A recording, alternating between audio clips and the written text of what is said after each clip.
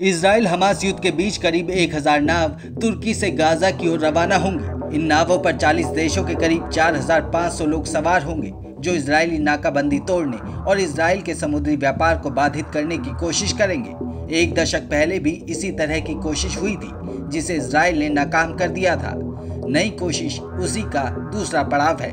इस मुहिम को फ्रीडम फ्लोटिना नाम दिया गया है। तुर्की की समाचार वेबसाइट हैबर 7 को दिए एक इंटरव्यू में इसके आयोजकों में से एक वोल्कन आकू ने संकेत दिया कि करीब 1000 नौकाओं में 40 देशों के 4500 लोग होंगे, जिनमें इजराइल विरोधी यहूदी भी शामिल होंगे। उन्होंने कहा कि 1000 नौकाओं में 313 नावें रूसी कार्यकर्ताओं से भरी होंगी और 104 स्पेनिश कार्यकर्ताओं से भरी होंगी।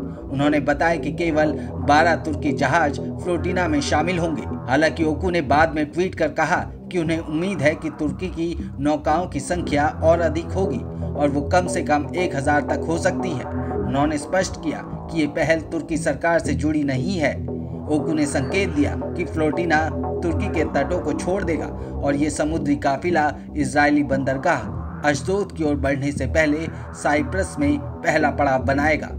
बकौलोकू फ्लोटिना में कुछ प्रतिभागी कथित तौर पर अपने जीवन साथी और बच्चों को ले जाएंगे। ओकू ने कहा कि ऑपरेशन का मुख्य उद्देश्य इजरायली तट से अशदोद बंदरगाह की ओर जाने वाले समुद्री व्यापार के अंतर्राष्ट्रीय जलमार्ग में व्यवधान पैदा करना होगा, ताकि इजराइल को माल की आपूर्ति 1 हफ्ते या उससे ज्यादा यानी कि 10 दिनों तक बाधित की जा सके। विरोध की ये कार्रवाई मई 2010 में इसी तरह की गाजा फ्रीडम फ्लोटिना के प्रयास की याद दिलाती है, जिसने हमास नियंत्रित गाजा पट्टी पर समुद्री नाकेबंदी को तोड़ने की कोशिश की थी, लेकिन इजरायली नौसेना ने उसे रोक दिया था। 13 साल पहले जब इस तरह के काफिले को इजरायली नौसेना ने अशदोद बंदरगाह की तरफ जाने से रोक दिया था, तब काफिले के लोग इजरायली नौसेना के आदेशों की धज्जियां उड़ाते हुए इजरायली कमांडो के जहाज में से एक मावी मरमारा पर चढ़ गए थे, जिसमें 600 से ज्यादा सवार थे।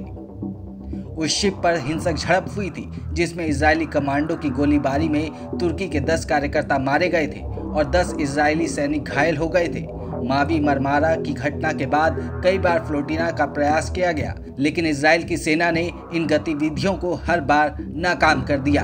तुर्की कार्यकर्ता ने कहा कि इस मुहिम में अमेरिका, ब्रिटेन, लग्जमबर्ग, रूस, जर्मनी, स्पेन, पोलैंड और दूसरे कई देशों की नौकाएं भी शामिल होंगी और उन पर इन देशों के झंडे लगे होंगे। कार्यकर्ता ने कहा कि लग्जरी नावें भी फ्लोटिना में शामिल होंगी और यूरोप और संयुक्त राज्य अमेरिका के प्रतिभागी इसमें शामिल होने के लिए औसतन $14,000 खर्च करेंगे।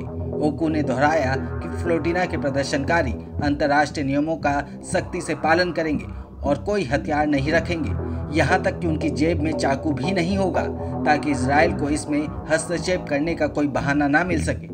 यहाँ गौर करने वाली बात यह है कि अशदोद इजराइल का छठा और सबसे बड़ा शहर और सबसे बड़ा बंदरगाह है, जहाँ देश का 60% आयातित माल आता है। अशदोद इजराइल के दक्षिणी जिले में है, जहाँ ये तल अवीव से उत्तर की तरफ 32 किलोमीटर की दूरी पर है। तुर्की के कार्यकर्ता ने कहा कि जिस वक्त हम गाजा के करीब अंतर्राष्ट्रीय जल क्षेत्र में प्रवेश करेंगे, उस वक्त इजरायली सेना केवल हमारी तलाशी ले सकती है या हमें अपने बंदरगाहों की तरफ जबरन जाने को मजबूर कर सकती है और जुर्माना लगा सकती है। लेकिन अंतर्राष्ट्रीय कानून के अनुसार अंतर्राष्ट्रीय जल क्षेत्र में किसी काफिले पर छापा मारने की अनुमति उसे नहीं होगी, जिस तरह से उसने 2010 में मावी मरमारा पर हमला किया था। उन्होंने कहा, अगर इजराइल ने इतने बड़े अंतर्राष्ट्रीय शांति बेड़े के खिलाफ किसी भी तरह के पागलपन की कार्रवाई की कोशिश की तो उसे भारी कीमत चुकानी होगी। बता दें कि मावी मरमारा घटना के बाद इजराइल और तुर्की के बीच पैदा हुआ राजनयिक संकट 6 साल बाद 2016 में जाकर तब हल हो सका, जब यरूशलेम पीड़ितों के परिवारों को मुआवजे में $20 मिलियन का भुगतान करने और गाजा में तुर्की की सहायता की अनुमति देने पर सहमत हुआ और इसके बदले में इस्तांबुल इस घटना के लिए किसी भी व्यक्तिगत इजरायली नागरिक को आपराधिक या वित्तीय रूप से उत्तरदायी नहीं ठहराने पर राजी हुआ था।